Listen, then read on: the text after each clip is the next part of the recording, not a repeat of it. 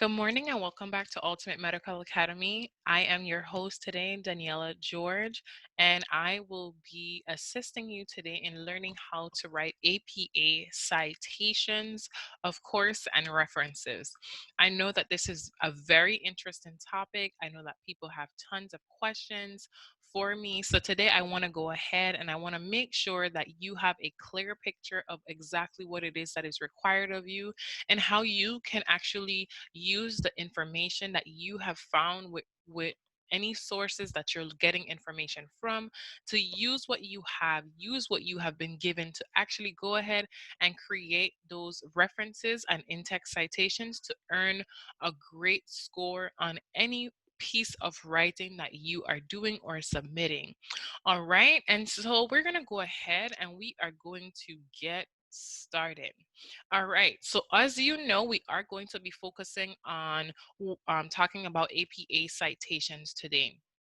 Now, today we're going to focus on not just what the citations are, but we're going to focus on who uses them, why they are so important, what is the purpose of it. We're going to talk about different sample APA citations. We are also going to focus on the differences between what a citation and a reference actually is. I do believe that this is going to be a great opportunity for all of us to kind of have the conversation about where citations are really being used, if they're even being used in our field, and of course, why is it so important within our programs now as students for us to be able to get those citations down pack.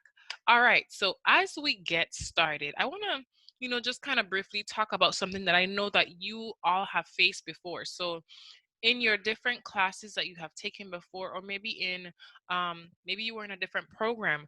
However, in the upper graduate level, I say upper graduate meaning, once you've completed high school, you're pursuing a career, so you're studying for that specific field, you'll find that when projects or papers are being given to you, you're being asked to actually write specific papers, but they're asking you write an APA style, write an MLA style. They're asking you to write these papers in these specific styles, right? And these are basically styles of documentations that are out there. And so sometimes I find that students will say to me, well, what is the purpose of using this or even doing this? And it has nothing to do with my field. I'll never use this in my field. I've heard students say this tons of times for different subjects, even with math. Well, in this case, you're in a situation where you are one, being trained to think like a professional. That's number one. Two, you want to represent yourself like a professional. A representation of who you are does not have to be only by appearance. It also has to do with what you present or what you put together to represent who you are. Anything that you do within your career is a representation of who you are. It's a representation of your integrity, and it is of your character. And so when we ask students to put together APA style papers or essays, we're not just asking you to do it as a formality or to give you busy work, but as instructors, what we're doing is we're building in you character. We're building in you a level of professionalism that when you go into the work world, when you go into your field, when you are actually operating in your field, that you have a standard that you're actually being able to work at. Not only that, but sometimes what you'll find is that you'll see people who are consistently using these types of formats in their writing are people who, one, have jobs that they usually have to chart or write a lot or write a tons of reports. Or not even that, but you'll also see that they get support or they get assistance from people who are working underneath them. So in your case, if you are going into a field where you have physicians that you're reporting to, you have doctors that you're reporting to, you might have nurse practitioners that you are reporting to. One of the things that you want to do as at all times is you want to make sure that you are being ready. And when I say being ready, I mean being ready to support them and assist them with the things that they may ask you to do. You never know if that person that you're reporting to may ask you, oh, hey, can you stop for a second? I have this report that I'm trying to wrap up. I have everything completed. I just need it to be formatted correctly. How are you going to format it correctly if you don't know the correct format? One. Two, how are you going to format it correctly if you don't even know about that specific format? And so it is critical in this stage of your program that you begin to think of APA citations as your friend. If you think of it as something that will benefit you in the long run, and you accept that this is something that you need to learn how to do, I promise you that the process of actually creating citations and creating references will become so much more easier on your journey to completing your program and to stepping into the field that you have dreamed of. All right. So when we get started, I just want to share, what is an APA citation? An APA citation is basically an abbreviation that stands for the American Psychological Association. It is specific documentation style of sources that help to format resources used to support arguments in writing. Let me say that one more time. When we're using a specific style of writing, we're using that specific style of writing for a purpose. One, we're using it so that that way we can also make sure that it is easy for my audience to trace and to track and to go back and look for that specific source. All right. You have to make sure that under any circumstances that when you're creating a citation, that you're telling your audience that this citation is real. This citation is accurate. If you want to, you can go back and look at it. Something that a lot of people forget is this. A citation is connected to a reference, all right? Again, I'll say that one more time. A citation is connected to a reference. You cannot have a citation without having a reference. The citation, it's like an abbreviation of the reference within the paper. But the citation, if you see a citation, then instantly that should tell you or should tell your audience that immediately at the back of my paper, at the last page in my paper, at the last piece of information that I will see or your audience will see on your paper at the end of reading it is all the references. That those references are exactly what you're using to actually secure the information to support anything that you have to say. When you are actually writing or adding information into any paper, any essay, any article, any post, anything that is going to support what you have to say to support your argument. Once you add that information into your piece of documentation, what you're doing is you're making a notation. And I like to say it like this. You're making a notation right next to that information that you added that, hey, this is where I got this from. Okay. I always try to remind students that when you use citations, citations are basically to remind you, not just the audience, but to remind you as the writer that, oops, I can go back to this reference and see if there's anything in here that I may want to additionally add. Or, hey, just in case I forget, this is where I got this from.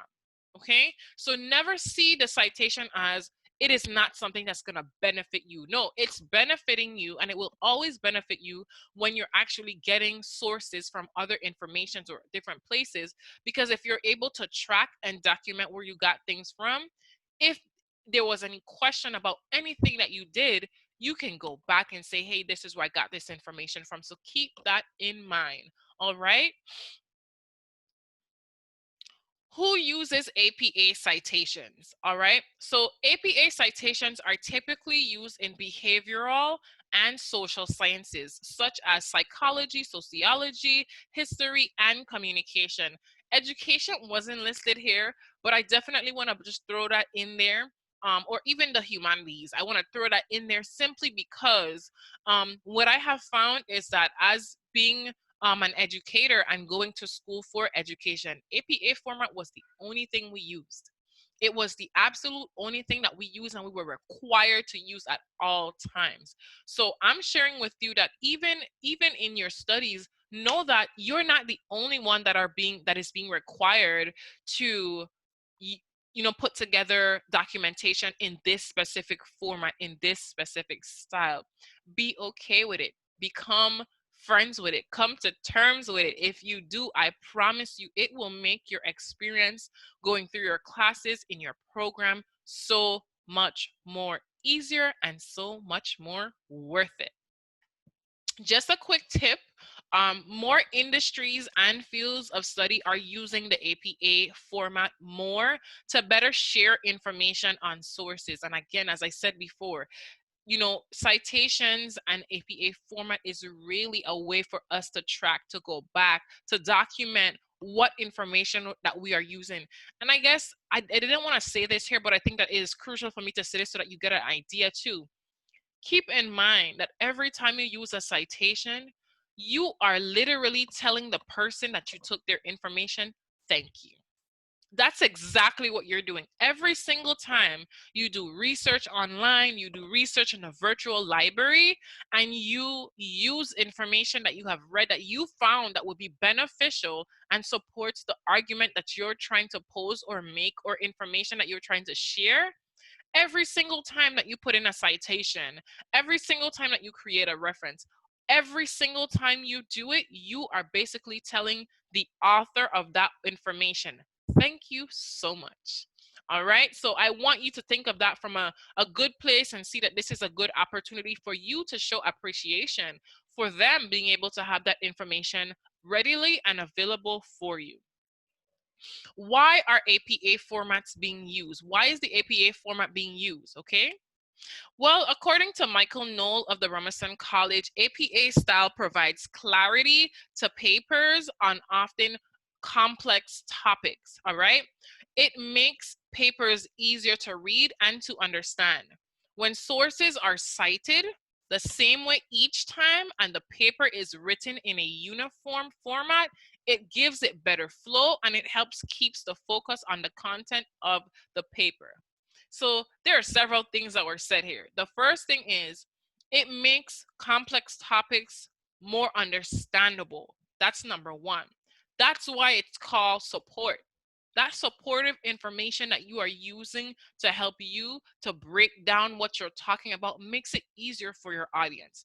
And I don't know about you, but for me, I always want to make sure that I keep my audience engaged. I provide information that is relative and relatable to them so that they have a better understanding of what it is that I'm sharing with them.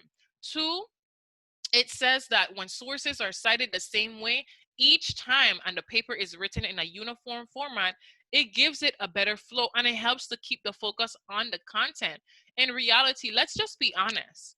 If your information is not uniform and it's not in a proper format or readable or understandable, people are going to be distracted. People are not going to be interested. People are not going to want to stay focused on what it is that you have to say. So it is crucial that when you are told or when you are asked or when you're required to use a specific format, in this case APA format, understand that there are benefits not only for you, but there are also benefits for the readers as well, so that they can stay and they can hang on to the information that you're providing them. All right. Next, let's look at sample APA citations. I did have a few samples and I kind of wanted to share it like this first, just so that you can get an idea. And then I wanted to go back and do it in a different way. I think that would be helpful as well. All right. So for every in-text citation in your paper, there must be a corresponding entry in your reference list, as I stated before. APA in-text citation styles uses the author's last name and the year of the publication. For example, for direct quotations, include the page number as well. All right. So one, let me share something that I think might be helpful. There are two types of in-text citations. There's a direct quote where I read this, I saw this, I found this, I'm putting it in quotation marks and I'm including it into my paper to support whatever it is that I have to say. Great, right? Even if you're doing that, again, at the end of that sentence, the last word in that sentence, you want to open parentheses, you want to put the last name, comma, the year, and then of course, again, if it's a direct quote, you put another comma and you add the page number, close parentheses, period. Boom. In some cases, page numbers are not always required because you can paraphrase. If you are paraphrasing, which I won't go into that, but if you are paraphrasing anything that someone has said, it's okay to go and put in an in-text citation so that people know, yes, I did paraphrase this, but this is where I got the bulk, the overall information from. All right. And in that case, if you're paraphrasing, at the end of that paragraph, you're going to go ahead and you're going to do the same thing. After the last word, open parentheses, last name, comma, year, close parentheses, period. That's it. Now, what makes doing an in-text citation so difficult sometimes is when a person haven't even actually completed the reference. I'm being honest. I'm being open. I want to be transparent. If you have a desire to do something correctly, do it correct all the way. Don't try to take shortcuts. Don't try to have someone else do it for you. Don't even consider going to a website to have the website do it for you. I'm saying that for a reason. Too many times, if we are depending on someone else to do the job for us that we should be doing on our own, 9 times out of 10, the job will never get done the exact way it's supposed to be done if you did it on your own. And so I'm saying that because I've seen it where there are sites out there that create citations and references for us, but they don't do it correctly, or these sites are not updated with the updated rules or requirements or changes of the style format. And as a result, you may get points taken off because it wasn't even in the correct format anyway. All right. So please, I'm suggesting to you that if you learn this format, if you learn the process of being able to create a reference, being able to create a citation, it will do you such good. So that way you know for sure that you are doing everything you need to do so that you can actually be in a position to get that information, to create that information, and not only that, but to submit the information and earn the score that you deserve because you did it on your own. All right. Now, what I like to do now is I like to go over the differences between citations and references. I do believe that this is actually helpful because if you get a clear picture of the difference between a citation and a reference, it will make your life so much easier. All right. So at their core, a citation is an in-text citation that matches up to a source citation in your reference list, works cited, or bibliography. All right. References refers to the sources listed within a reference list. All right, quick tip. Always consider writing your reference first and create your in-text citation after. Again, these are just things I'm repeating. Why? Because I want to make sure that you get a clear picture of exactly what is required of you. All right, now we're going to take a good look at transforming references into citations. All right, so I created this little cool thing here. I thought it would be cool so that you can get a better picture of what it is that's required of you. What I did to make it easier is that I put every piece of information that is required, that is needed to be in my reference, I literally put it in different colors so that you kind of have a picture of what's expected, what's included, what is needed. All right, so this citation says, this reference actually says, it says, and if you notice, let me just back up 1 second. If you notice, I didn't start with the citation, I started with the reference. Why did I start with the reference first? I started with the reference first because I want to make sure that once I create my reference, I can go into my, when I start writing my my paper, I can just easily add my in-text citations. It's easier for me because I've already documented what my references are. All right. So am I saying to start your paper by writing your reference list out first? No. What I am saying that is in your brainstorming, researching stage, right? Your pre-writing stage, you should be just like how you're documenting notes and you're writing down ideas. As you research, you should be documenting what your references are if you are sure that these are the references that you are interested and want to use. All right. And then next, let's look at this. Let's look at this reference that I was able to put together. And as I said, it's a made up reference, but I made it up because I want you to kind of get a feel of what the format looks like and what's actually included. So it has the last name, George Daniela 2017, Preparing for Life After the Wedding Day, Going Beyond the Veil, The Marriage Mentor, Blissful Layer Planning, Luxury Experiences, Planting Lasting Marriages. All right, page 84, retrieved on September 20th, 2020 from www.blissfullayer.com. One. Here's something really cool. Everything that I added in here as an audience, whoever the reader is that's reading this information, should be able to put this information in Google and find that same article that you use. Okay? This is easy. If you put the correct information in, they should be able to find exactly where you got the information from. Now, sidebar. If you're thinking that, well, I'm not gonna put a reference in or a citation, I'm just gonna submit my paper like that,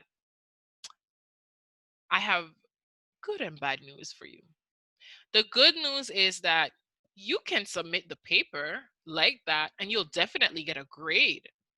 But there's a great possibility that your instructor will know that this information didn't just come from you and your brain, and your instructor is going to start to pick pieces out of your work and Google it. And 9 times out of 10, they're going to find a source that you use that you did not actually document in your paper. And what does that lead to? That leads to scholastic honesty, violations. Do we want that? We don't want that.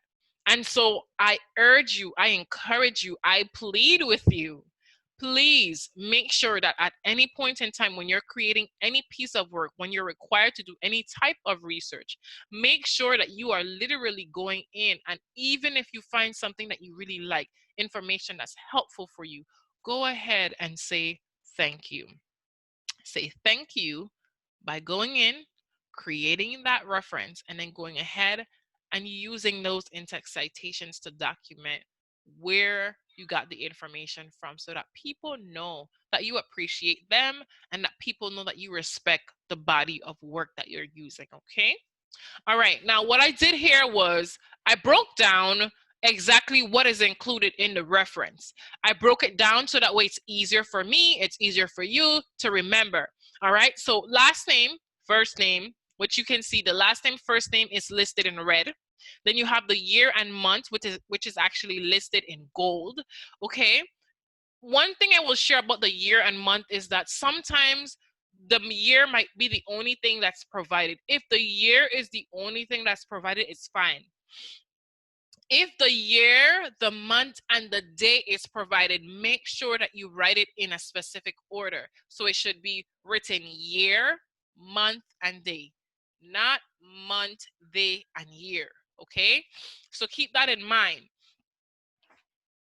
Next, you want to focus on the chapter. The chapter that you're going to focus on, you want to make sure you write the name. So let me just go over this a little bit. So sometimes you might get information from an article online, but that article online may have had several different parts to it. And then it may have a website name, and then it may have a section. Well, what I want you to consider, what I want you to think about doing whenever you have situations like this is, you want to start where you are. All right. So if the chapter that you're in says, which in this case, it's like that, preparing for life after the wedding day. That's the chapter that I read, right? Okay, great. So I added the chapter in first. Then I added the section, right? I added the section and then the title of the book, Going Beyond the Veil. Going Beyond the Veil is the name of the book, right? Maybe this was a journal. Maybe this was like a series. So I put The Marriage Mentor, right? The marriage mentor, going beyond the veil. I put that information in there. Next, where did I get this information from? Was it electronic? Was it hard copy? All this stuff. Okay, great. It was electronic. Wonderful. You got that information from online? Great. Now I added the site. I added the name of the site. The name of the site is Blissful Planning Luxury Experiences, Planting Lasting Marriages. So boom, I added that in there. All right. Because again, I want to make it as easy as possible for my audience to be able to track, to trace, and to go back and be able to find my information. I also want them to get a better picture of what my argument is by using this. If they want to check the validity of my information and the information that I use in my writing, they can use my reference or my citation to be able to do just that. All right. Next, if you see, I also have the name of the site, and then I have before I get to the name of the site, yes, so I have the name of the site, the page number. So I put the name of the site. Next, I have the page number. All right. Now I know that someone would say, well, what if it doesn't have a page number? Well, if it doesn't have a page number, it doesn't have a page number. You don't worry about it. You don't include it. You don't have to worry about it, right? But if it does have a page number, please put the page number. When you're looking at resources, you should not only be looking at just the information that you want to include in your work, but you want to make sure that this information is credible and that it has the tracking information that you can create a reference or a citation and have people go back and verify that this information is credible and it's valid. All right.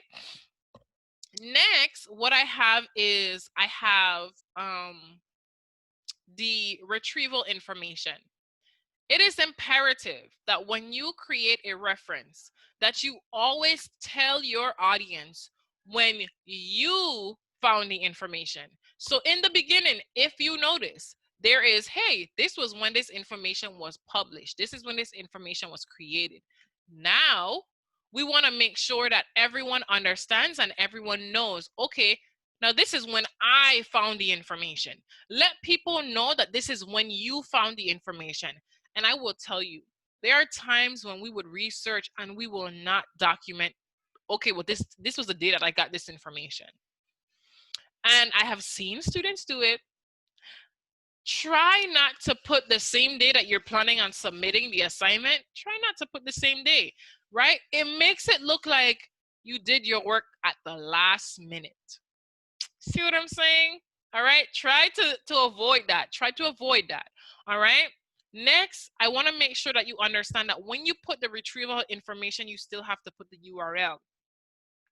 Especially if it is a website, you want to make sure that you're including the actual URL in there. Again, making it easier to track, making it easier to trace, making it easier for your audience to be able to go back and check the validity of your source to see if it matches up with what your argument is. All right. And then next, I want to show you how I was able to transform this same exact reference, right, into a wonderful citation. All right. So in this case where I'm transferring what you saw before from a reference into a citation, I wanted to give you a full picture of what that actually is. So what I did was I included a quote. Great. So this is a direct quote that I'm including in my body, my documentation of work. So what I did was I went ahead and I said, a successful marriage is not determined by how happy you are able to keep each other, but by how well you are able to create, compromise, and resolve together. So yes, disagreements are a sign of a healthy marriage. Open parentheses, George, comma, 2017, comma, page number 84, close parentheses, period. That sentence actually ends, right, when I put that close parentheses and period there. Do you see how that works? The sentence actually ends. The conversation that I'm sharing actually ends when I indicate where I got the information from. So it doesn't end when the quote ends, when I put that the quotation marks in. It only ends when I document this is where I got the information from. The citations are, I will be honest and say this, the citations are so much easier to create than references. The references may take a little more time, especially until you get accustomed and, comfortable writing them. But the citations are easy. The more challenging part would be, of course, remembering what to include in your reference. And that's why I kind of created this way. I thought that would be helpful for me to create this piece for you so that you have an idea of exactly what you're looking at. And then going back using that same information, if you notice when I created the citation, everything that's in the citation is in the reference. Okay. So I have the last name, I have the year, and I have the page number. Last name, the year, down here, the page number. So I have every single thing included in there to make it easier and more functional and more traceable for my audience. Again, this is how I say thank you, right? So my sources, the authors of my sources. And then lastly, always use the virtual, this is just a quick tip, always use the virtual library to find sources to support information that you are sharing on your topic. The references are already provided for you to input into your document. I don't know if you knew this, but the virtual library already has everything, every reference listed out already. So if you're a person who just cannot do references, you have a hard time doing references, the virtual library already does that for you. If you go to your, once you find the article in a virtual library that you want to use, and you find the information within that article that you want to include in your body of work, all you have to do is go to tools, which is the toolbar that has like all the things that you could use. You can copy, you can paste, you can save, all that stuff. Well, there's an icon that says cite, C-I-T-E. When you click on it, several different types of uh, documentation styles are going to come up. APA is usually one of them. If you click on it, the citation comes up and all you have to do is select copy. It copies to your computer. You can go back to your body of work and paste it in there. Here's something I will tell you. When you are pasting it, make sure you paste it on the last page or paste it on a paper that you can keep, because what you're doing is you want to keep a list of all your references together. If you have a list of your references together, it is so much easier to go ahead and create those references, to create those citations here in the body of your work. All right. And then, of course, lastly, you should have learned in this presentation what an APA citation is, who uses the APA format, why the APA format is used anyway, and then, of course, some sample APA citations that can help you. And then lastly, the differences between what the citation looks like and what the reference actually looks like, when and how, what to create first, which we already know. Create the reference first, create the citation secondly. And so I thank you so much for taking the time to listen to me. I hope you have a wonderful time. If you have any other questions or concerns, you know what to do. Reach out to your instructor directly. Have a wonderful day. And again, thank you so much for being a part of UMA.